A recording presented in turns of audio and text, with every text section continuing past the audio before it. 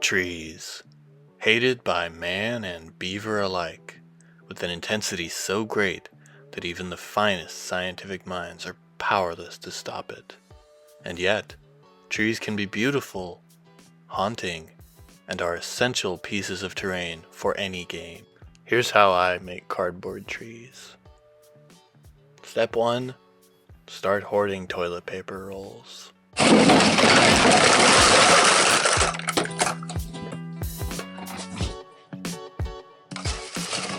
Paper towel rolls work good too. Step 2. Craft them into beautiful, spooky trees.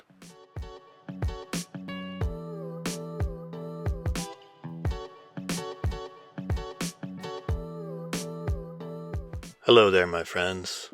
The other day on my Instagram, I posted a work-in-progress pic of my cardboard trees.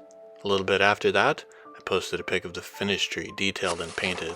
And now today, I'm showing you how you can make them. You'll need a few toilet paper rolls, one of my cardboard bases, and something to work in because it gets a bit messy. Some scissors, and some glue. Let's dive in. To start, we're going to cut a toilet paper roll on a diagonal to get sort of a trapezoid shape. That way it's thicker at the bottom than it is at the top. I like to unfurl it and then sort of wrinkle it up the other way. Go ahead and do that with a few of them, and also the triangle offcuts. We're going to cover one of our big pieces with white glue. I use my fingers because it's really easy this way. Your hands are going to get dirty anyway. Then we're going to roll it up. I'm not rolling it especially tightly or loosely really, just sort of making a tube. Once we get towards the end, we're going to aggressively twist it. And this is how we're starting the main body of our tree, by pretty much making a stick out of toilet paper rolls and glue. I want this tree to be on the thicker side, so we're going to take another piece or two and just wrap it around the first one.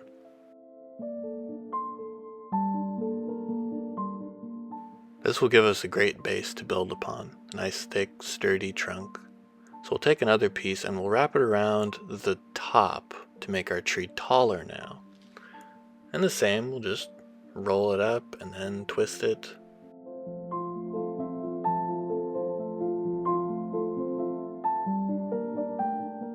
From there, I felt like one more for the trunk would be good.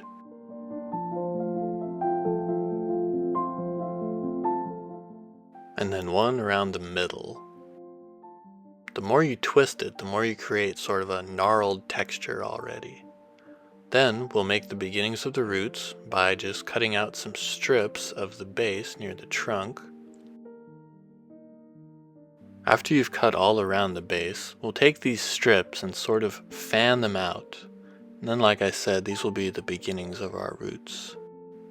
We'll put the tree on one of our cardboard bases, and if you haven't seen my video on how to make these, you should check it out. They're very easy, and I use them in pretty much all of my terrain projects, all of my bigger projects at least.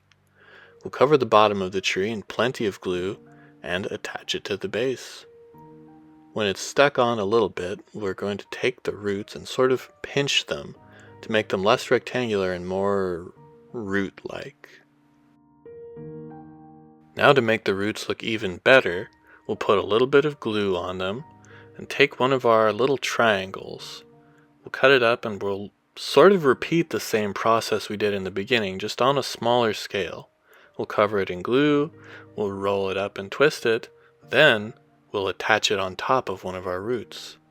You can make it all curvy and bendy, however you like. Tree roots can grow in very wild and chaotic shapes. You can trim them if they're a little too big for the base, and just add as much as you want. This goes a long way in making your trees look really good, having nice looking roots. After you're satisfied with your roots, let's continue. We'll rough up the main body of the tree a little bit to give it more tree texture, and then start adding branches. And branches, they work exactly the same as the roots, as making the body of the tree. We'll just use smaller pieces, we'll still roll them up and twist them, And I like to tear a little strip, that way it has a little more to hug onto the tree with. And then especially once it's on the tree, you can twist and shape them literally any shape you want. I'm making my trees, I want them to look kind of spooky, so I want them to almost have like shapes you'd imagine in the dark, like of it reaching out and trying to grab you. I wanted it to have a lot of branches, to look especially imposing and unfriendly. So I just continued until I was happy with however many branches I put on it. Several of the branches I would twist and shape to look especially gnarled looking. If you've ever wandered through the forest, especially at night, you know the kind of trees I'm talking about. While making this, I realized that it's sort of a reverse bonsai process, where you start with nothing and you add whatever feels right.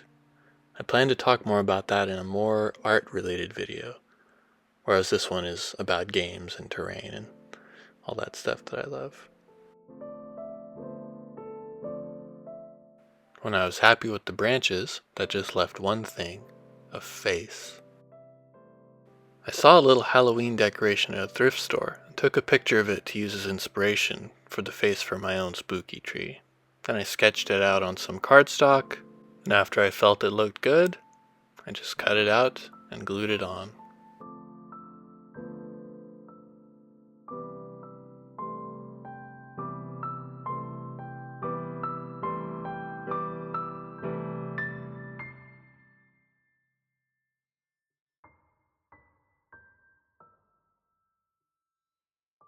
At that point, I decided to add a little more detail to my branches by just making like little offshoot branches from them.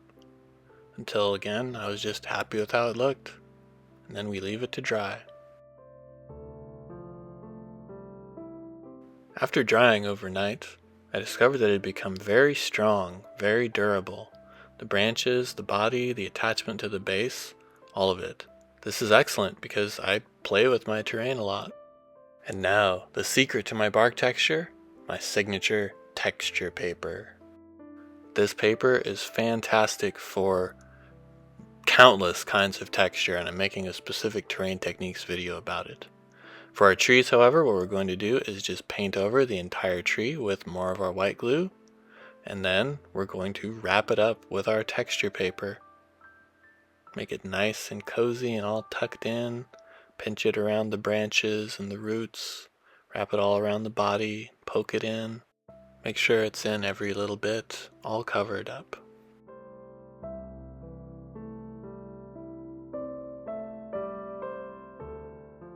When your tree is finally all wrapped up in the texture paper, we're going to rip away the extra bits that are hanging off of it. That's why we're poking it and pushing it on. You can see sort of the texture already beginning.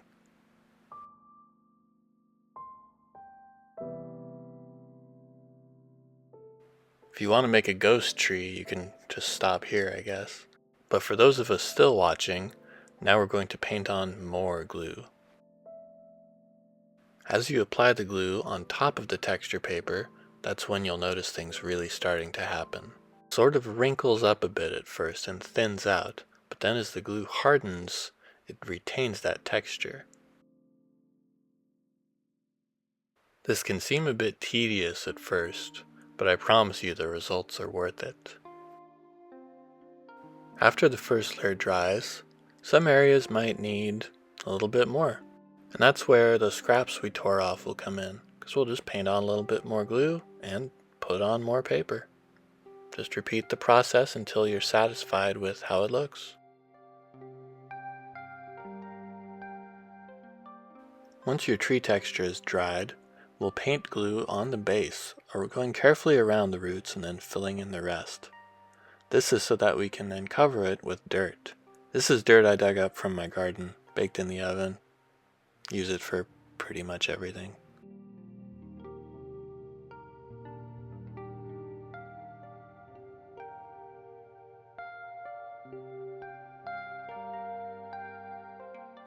My dirt is dried, but I feel like it could use a little bit more.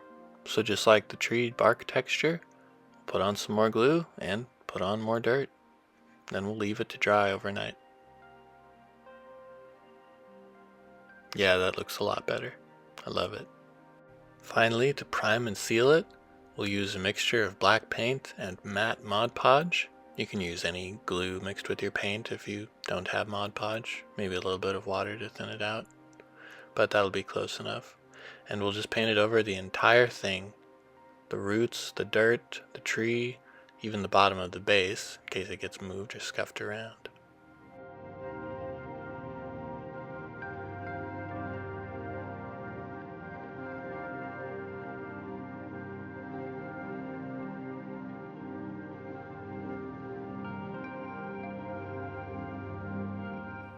So, if you know me, you know I paint things very simply. A few hours after the base coat and sealer has dried, we're going to take a dark brown and paint the dirt. We'll go just like with the glue, carefully along the roots, and then just fill in the rest.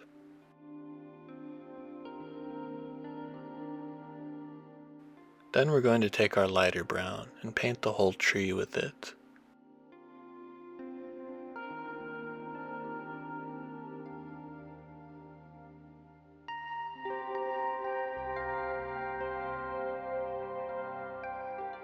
If you're noticing little lines from your brush strokes, just stipple the brush, poke it in and out of the paint just all over.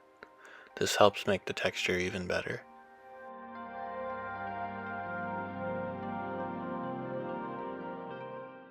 That's a pretty good start. Let's add a little more detail now. We'll start with a tan paint for the face details.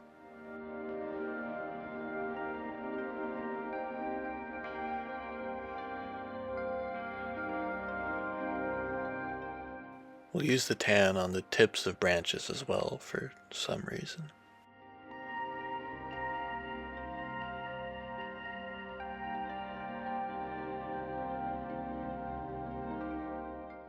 Then we'll mix a little of our tan with some gray and use it as a dry brush over the entire model tree. The base, the roots, the face, the branches, everything.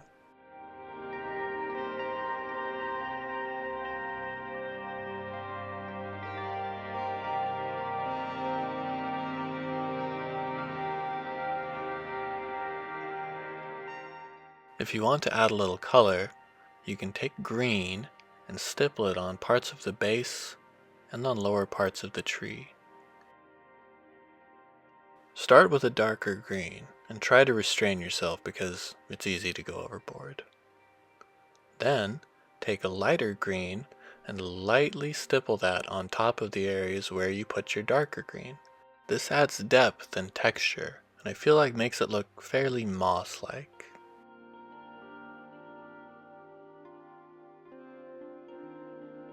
This looks pretty good.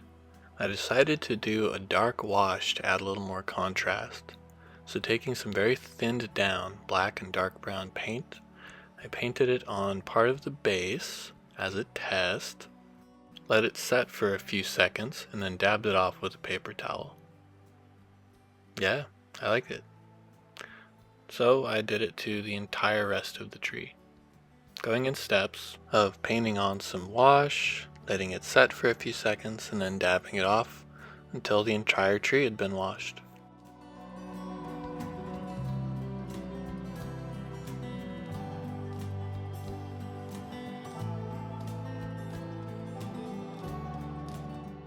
After the wash dries, the last thing to do is a very light dry brush of an off-white paint, again just over the whole model.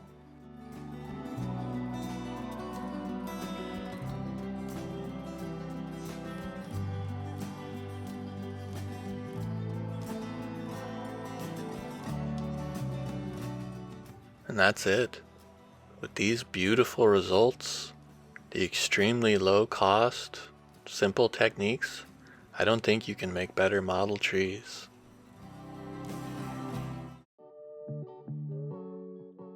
I didn't just make one tree, so I want to show you all the possibilities, the different ways that you can make your own trees using my method. It is my secret tree method, so just keep it between us. As I mentioned, the The one we made in this video, I wanted to look imposing and spooky. This is the first one I made. It was sort of my test of the concept, and you can see the roots are a little bit smaller, the branches aren't quite as good, but I mean, I still like it a lot.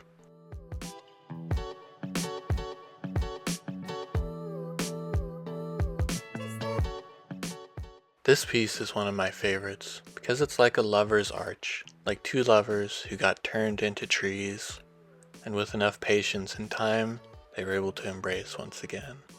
Now this one I have a contentious relationship with, because when my brother and I were playing Silver Bayonet, he'd position his rifleman on top of it several times and he would literally just pick off my entire gang. While the big trees are cool, I really like the ones that are a couple little trees on the same base. And this one is sort of like a wise Deku tree, the way he's side-eyeing you. So now my friends, you finally have something you can do with your old toilet paper rolls, aside from taking a selfie in it and pretending that you're the moon. A lot of YouTubers make model trees, but they use things like wire, clay, aluminum foil, stuff that I don't really like to use in my crafts. The idea for using cardboard to make trees came from a Bard's craft video.